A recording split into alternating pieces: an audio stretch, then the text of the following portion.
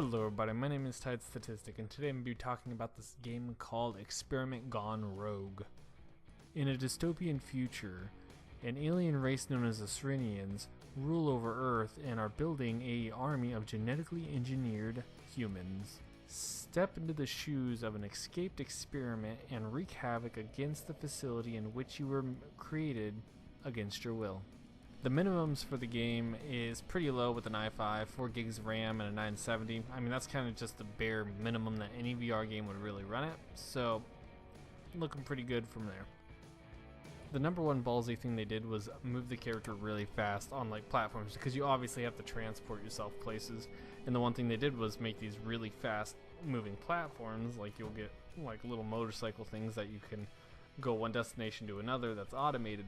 And some people get really motion sick over that kind of things.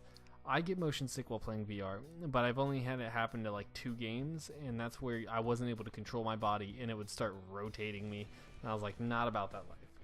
But this is a one game that doesn't really get me motion sick. I could see if you're constantly flying by things and almost hitting them, I'd probably get motion sick, but I don't get motion sick with the way they move their platforms.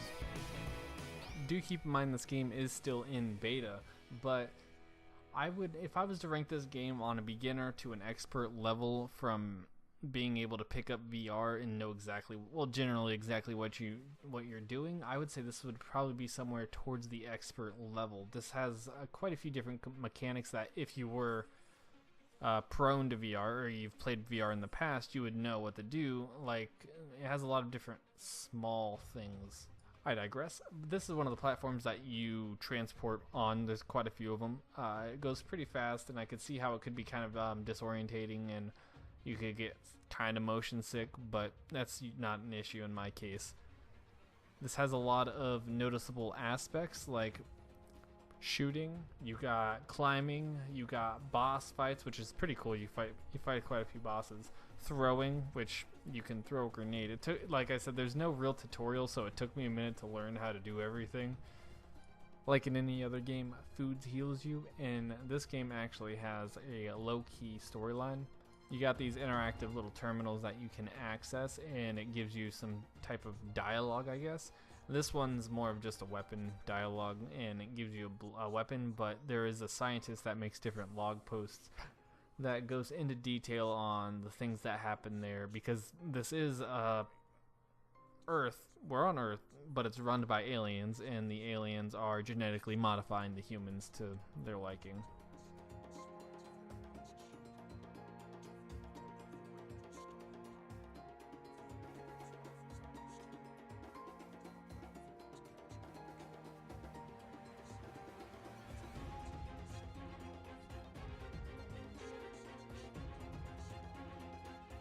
One of my biggest complaints about this game is probably the lighting.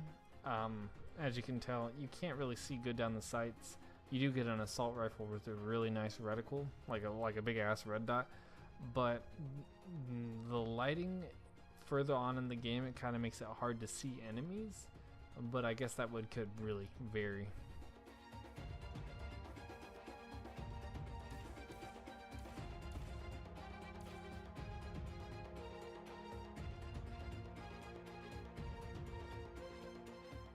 Now, from what I can tell, there is only like 3 different types of enemies. You have the straight up grunts that basically die in one shot. You have these much more armored melee females that do considerably more damage, and then you have the big ass bosses that you have to fight.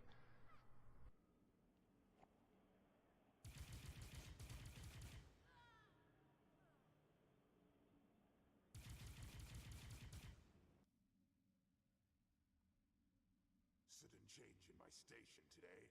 Seems one of the lab call me crazy, but I just don't see something as puny as a human doing that to one of us. But I'm going to be in the foot lab area, where it's made to look like a hospital. I do wonder sometimes I kind of fell down an elevator shaft, but this straight up reminds me of a Halo scene. Don't know if you guys will remember, but if you do, drop it down in the comments section. From what I can tell, there are 3 different types of bosses. 2 of them shoot rockets, and one of them shoots blue darts, I think it is. Well, I guess the blue dart wouldn't really be considered a big boss. It's more like an intermediate boss, but this is like the big boss with a huge ass health bar. But this isn't a walkthrough, this is a review. The bosses can be pretty tough. Now this game isn't just a hack and slash. There are little things that you'll see in them in a little bit. Like, for example, this one, you basically play basketball with cans to get a grenade launcher. Make 20 cans, get a grenade launcher for a small period of time. And fuck me, this is hard. If you guys are wondering, it took me 12 minutes to get it.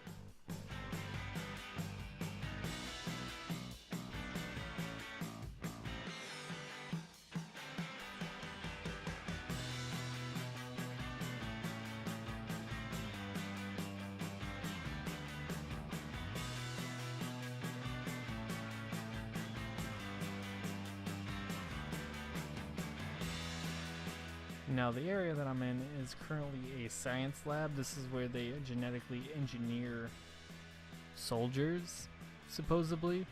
From what I can tell, they be making no anime chicks. I think in all the 2 hours I played, I found, I want to say like 7 or 8 different lore terminals that you were able to play the button. Oh no, maybe it was more than that. Let's say somewhere between 7 and 12, I would say, is a good number that I saw and that I interacted with, because there were some that were in weird spots that you got special things, like the assault rifle. You kind of, I don't want to say you go out of your way to get, but it is something that isn't directly in front of you.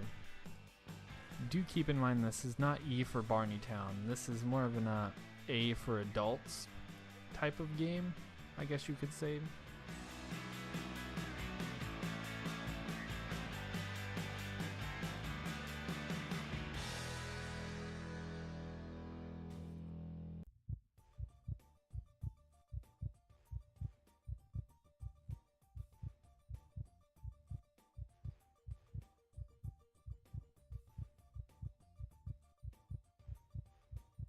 I do like how they respect the women and call them go-go dancers.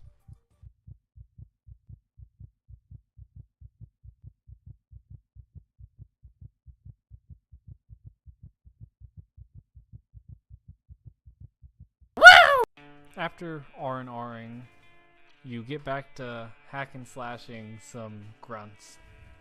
After playing it for a little bit, fighting kind of just became like a second nature. I mean, it's pretty simple. You shoot people, you climb things, and you fight bosses. And the storyline, there's not a very thick storyline, but there is a storyline.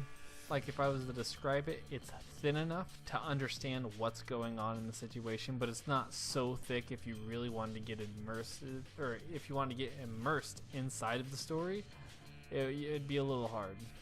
But it does have this weird feeling, like, I feel like it combined a whole bunch of different games, like Space Pirates, where you're shooting all these flying things and these robots and stuff, and then Climby, where you climb all this shit and get to certain areas. And then you have, I don't remember what the other one was, but it was a space game where you fought bots and you got these shotguns and shit, and that was pretty fun. It feels like it combined them all almost. And don't forget the Weeaboo anime strip clubs, that you just had to sprinkle that little bit of extra salt in there. But there's quite a few different guns. I was actually surprised on how many guns, because it looks like you can only hold 4. You got your assault rifle, your 2 pistols, which are on your both your legs. It confused me at first because I'm used to wearing a holster and not a leg holster, so it was so far down. And then your 2 rifles on your back, but then you also get a grenade launcher that is only a limited time thing, and then you get this minigun. And then on top of that, there's these different areas you can go in. Like, there are different routes that end up leading in the same way, but I guess it varies on how many enemies that you have to fight per direction that you go. Like right here I'm fighting grunts, but another way I could be fighting hella bosses, or not, like the mini boss that's right there. And as you progress, your weapons do level up. You'll see I'll pull out my assault rifle. Like, you have red, blue, gold, from what I can tell. Like, when I got the assault rifle it was red, and now it's gold, and all my other guns are gold. I don't know, it was just some the small details. But if I was to rate this game, I would have to say it's about a 72 out of 100. I mean, it's fun, but I feel like it's still lacking some things. I mean, it is still in beta, so there's a lot of improvements that can be done on it, and some of those improvements, I guess, could be one, the lighting. I think the lighting was the hugest issue because the area that I'm in right now, it's pretty hard to see where the people are, but then again, this is the future, I guess, so maybe a torchlight, or not a torchlight, a flashlight on your suit or something, like a little headlamp or something. I don't know. I just thoughts. It would make the reticles easier to see on the weapons or the beginner weapons and whatnot. But I can say if you're looking for a much more challenging game, I would say try picking this up. It most definitely can test your skills, and especially if you're at a lower, I don't want to say lower level, but lower equipment status. Let me know what you guys think about this game down in the comments section. If you like the video, go ahead and give it a like, and if you want to see more, subscribe.